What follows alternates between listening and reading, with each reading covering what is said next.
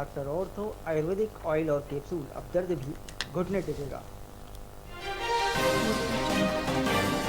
लोकसभा में राहुल गांधी के भाषण पर लगातार दूसरे दिन हंगामा। नरवणे पर आर्टिकल दिखाने पर स्पीकर ने रोका। पेपर उछालने वाले 8 विपक्षी सांसद हुए निलंबित।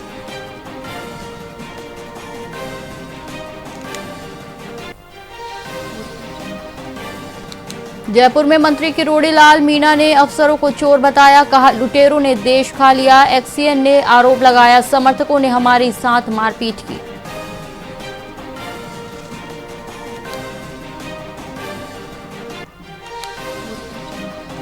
राजस्थान में 363 संतों समेत लोग खेजड़ी संरक्षण की मांग पर अनशन पर बैठे। खाना जोड़ा, आंखों पर पट्टी बांधी, बोले मांगे पूरी होने तक आंदोलन जारी रहेगा।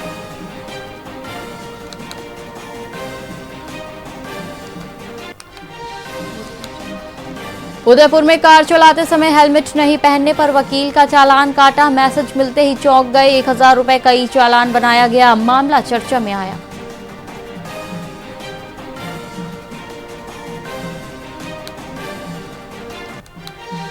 राजस्थान में बारिश की चेतावनी जारी। जयपुर, सीकर सहित कई जिलों में घना कोहरा छाया। रात के तापमान में गिरावट दर्ज की गई।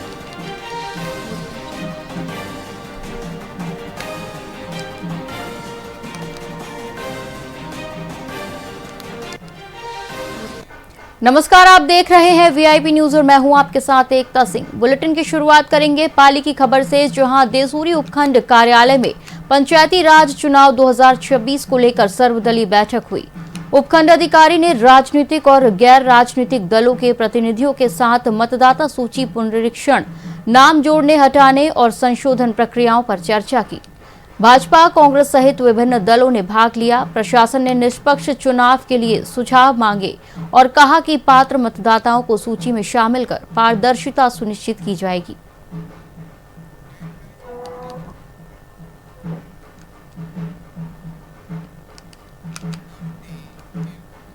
राजस्थान सरकार द्वारा बालिकाओं की शिक्षा को बढ़ावा देने के तहत कक्षा 9 की छात्राओं को राजकीय उच्च माध्यमिक विद्यालय सुरायता में निःशुल्क साइकिलें वितरित की गई।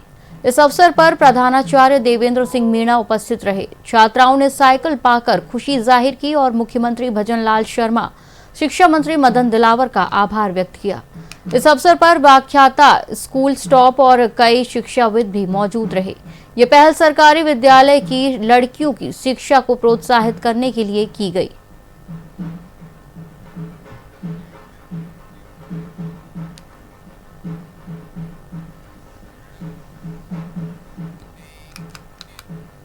बीकानेर जिला कलेक्ट्रेट पर राजस्थान नर्सेज एसोसिएशन एकीकृत ने प्रदर्शन कर मुख्यमंत्री के नाम ज्ञापन सौंपा। नर्सेज ने भर्ती विज्ञप्ति जारी करने और संविदा कर्मियों को बोनस देने की मांग उठाई। नर्सिंग ऑफिसर और एएनएम ने संघर्ष समिति के बैनर तले विरोध जताया। अध्यक्ष रविंद्र बिश्नोई ने कम वेतन पर नाराजगी जताई। संगठन ने 5 फरवरी को जयपुर में रैली की चेतावनी दी। वर्षों से अल्प वेतन में नर्सिंग ऑफिसर निविदा पे काम कर रहे हैं। हमारी सरकार से ये मांग है कि सरकार आगामी जो नियमित भर्ती जल्दी से जल्दी विज्ञप्ति जारी करते हुए मेरिट प्लस बोनस जो एक्सपीरियंस अनुभव आधार पर मेरिट की भर्ती की जाए, क्योंकि सरकार की मंशा एक दो सरकार के मंत्रियों द्वारा बाइट से ये साफ हुई है कि जो 1965 का जो सेवा नियम है, संविदा सेवा नियम, उसमें संशोधन करने जा रही है। तो हमारी मांग ये है कि संशोधन न करते हुए जो अल्प वेतन में वर्षों से सरकार के लिए संविदा पे इस पब्लिक के लिए काम कर रहे हैं, तो उन लोगों को मेरिट प्लस बोनस से भर्ती करते हुए नियमित किया जाए। वर्षों से पर्यावरण बचाओ महापड़ाव का दूसरा दिन जारी है, जहां 363 साधु संत और पर्यावरण प्रेमी जिला कलेक्ट्रेट के सामने अनशन पर बैठे हैं। धरने में शामिल होने वालों की संख्या लगातार बढ़ रही है। वहीं कांग्रेस और भाजपा के कई नेता भी समर्थन में पहुंचे। खेजड़ी आंदोलन के समर्थन में पूर्व मुख्यमंत्री वसुंधरा राजे और सचिन पायलट ने ट्वीट किया।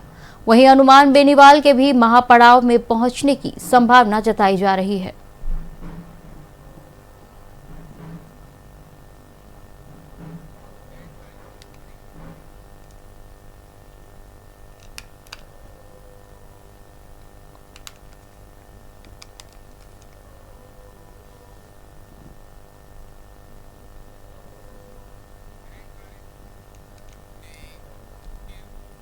मारवाड़ जंक्शन क्षेत्र में मौसम बदलाव के साथ मौसमी बीमारियों का असर भी बढ़ गया है।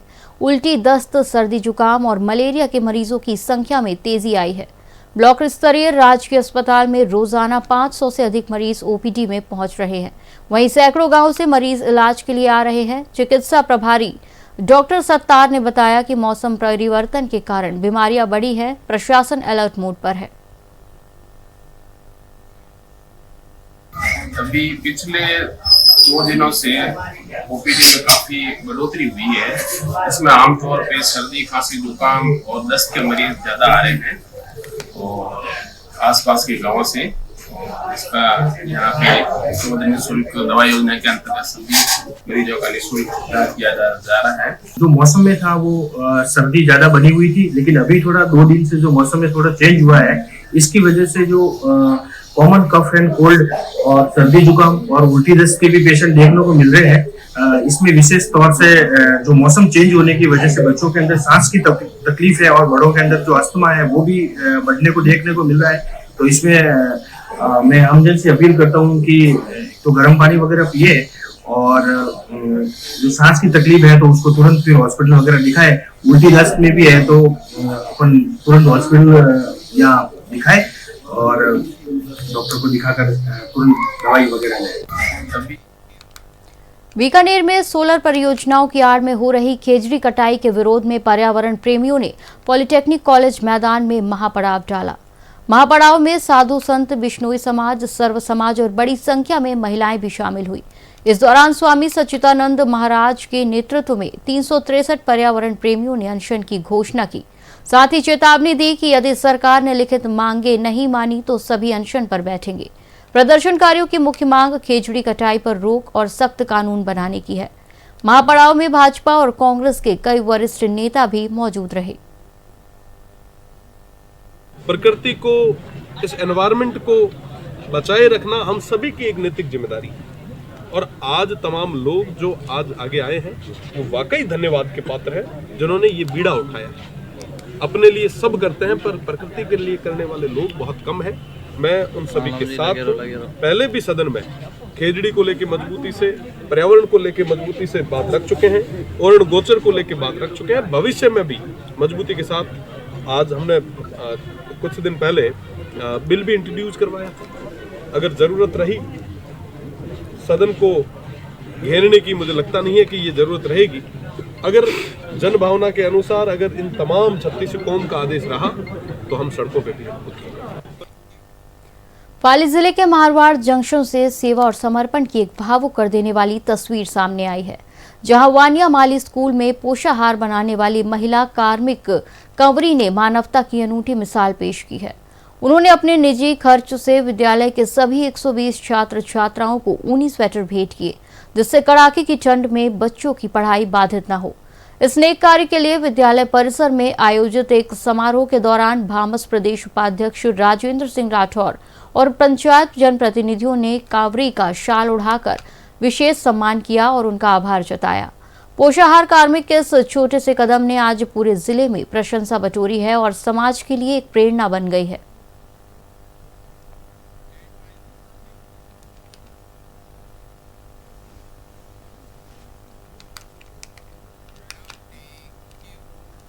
पाली जिला कलेक्टर कार्यालय में आयोजित प्रेस ब्रीफिंग के दौरान कैबिनेट मंत्री जोराराम कुमावत ने केंद्रीय बजट 2026-27 को भारत के विकसित भविष्य का आधार बताया।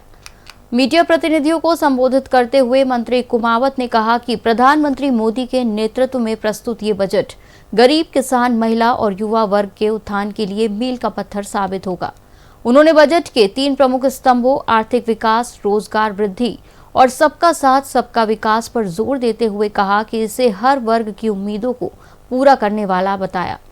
इस अवसर पर प्रशासनिक अधिकारियों सहित कई गणमान्य नागरिक मौजूद रहे, जहां मंत्री ने स्पष्ट किया कि ये बजट देश को आत्मनिर्भर बनाने की दिशा में एक सशक्त प्रयास है।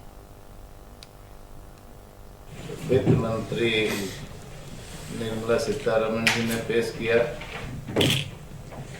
निर्मला सीतारमण जी ने 9वीं बार ये बजट पेश किया और भारतीय जनता पार्टी की सरकार का ये बजट निश्चित रूप से किसानों की मजबूती के लिए, महिलाओं के सशक्तिकरण के लिए, शिक्षा को बढ़ावा देने के लिए, पशुपालकों की और मजबूती कैसे हो,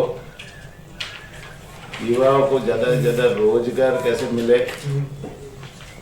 समाज के अंतिम छोर पे जो व्यक्ति बैठा है गरीब से गरीब, वहाँ तक सरकार की योजनाएं कैसे पहुँचे, उनको सशक्तिकरण कैसे मिले, इस दिशा में सभी वर्गों को समाहित करते हुए ये बजट पेश किया है। हनुमानगढ़ के नोहर में नगर पालिका ने पत्रकारों के लिए सूचना केंद्र बनाने की घोषणा की है। शंकर टॉकीज के पास जर्जर पुस्तकालय भवन की जगह 50 लाख रुपए से नया भवन बनेगा। वहीं चेयरमैन खातून बानो टांक ने बताया कि केंद्र पत्रकारों को समर्पित होगा, साथ ही युवाओं के लिए लाइब्रेरी भी बनाई जाएगी, वाईफाई और आधुनिक सुविधाएं मिलेंगी। ईओ बसंत सैनी ने गुणवत्ता से समझौता न करने की बात कही। हनुमानगढ़ के नोहर में नगर पालिका ने पत्रकारों के लिए सूचना केंद्र बनाने की घोषणा की है। शंकर टॉकीज के पास जर्जर पुस्तकालय भवन की जगह 50 लाख रुपए से नया भवन बनेगा। वहीं चेयरमैन खातून बानो टांक ने बताया कि केंद्र पत्रकारों को समर्पित होगा, साथ ही युवाओं के लिए लाइब्रेरी भी बनेगी, वाईफाई और आधुनिक सुविधाएं मिलेंगी। वहीं ईओ बसंत सैनी ने गुणवत्ता से समझौता न करने की बात कही।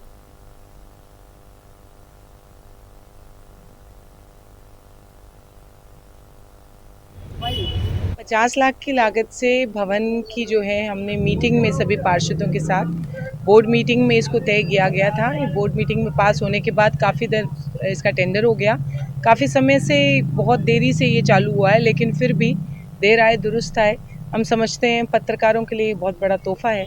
यहाँ पर बहुत सारी सबको शुभकामनाएं हैं। सभी पत्रकार हैं, ईओ साहब हैं और सभी लोग यहाँ पे उपस्थित हैं। यहाँ का क्या है, बहुत बुरा हाल था, सड़क पे बहुत ज़्यादा गंदगी और इस जगह की बहुत ज़्यादा बदबू में रहता था और बहुत ही सब लोग परेशान थे। तो इस प्लॉट का जो उपयोग है इस तरह से किया गया है कि इसमें जो है एक प्रेस वालों के लिए बैठने के लिए जगह होगी, विथ लाइब्रेरी होगी और जो भी छोटे मोटे कोई भी जैसे एक कन्वेंशन सेंटर होता है उस तरह से ये उपयोग में लिया जाए। भविष्य में इसी की कामना करते हैं और ठेकेदारों से ये अपील करती हूँ कि बहुत सुंदर सा अच्छा सा काम करें। जैसे ही ये बिल्डिंग स्ट्रक्चर खड़ा होगा उसमें आगामी जो भी फर्नीचर या जो भी इंफ्रास्ट्रक्चर होगा उसके लिए आगे बजट दिया जाएगा। आज जैसा कि बोर्ड में पूर्व में पास हो चुका था, टेंडर लग चुका था, आज वर्क ऑर्डर हो चुके थे, तो आज इसी के क्रम में शिलान्यास किया गया है। पत्रकारों की, आमजन की लंबे समय से मांग थी कि ये सूचना केंद्र को एक नए रूप में जीर्णोद्धार करके अच्छे रूप में खड़ा किया जाए। इसी क्रम में इसके अंदर पत्रकारों के बैठने के लिए एक हॉल की व्यवस्था है। इसके साथ ही जो आज की नई पीढ़ी है उसको पढ़ने के लिए स्थान देने के लिए एक लाइब्रेरी की व्यवस्था की गई है। इसके साथ ही इस क्षेत्र की एक लंबी समय से मांग थी कि इसके व्यावसायिक क्षेत्र है आसपास का, उसमें कोई सामुदायिक शौचालय नहीं है, तो इसमें सामुदायिक शौचालय की भी व्यवस्था की गई है। इस प्रकार से निश्चित रूप से आगे आने वाले समय में जनमानस को और पत्रकार बंधुओं को एक अच्छा स्थान मिलेगा जहां बैठ के वो अच्छे से अपना स्टडी और दूसरे जो भी कार्यक्रम हैं उनको अच्छे से निभा सकेंगे। बुलेटिन में फिलहाल इतना ही। आप देखते रहिए वीआईपी न्यूज़। नमस्कार।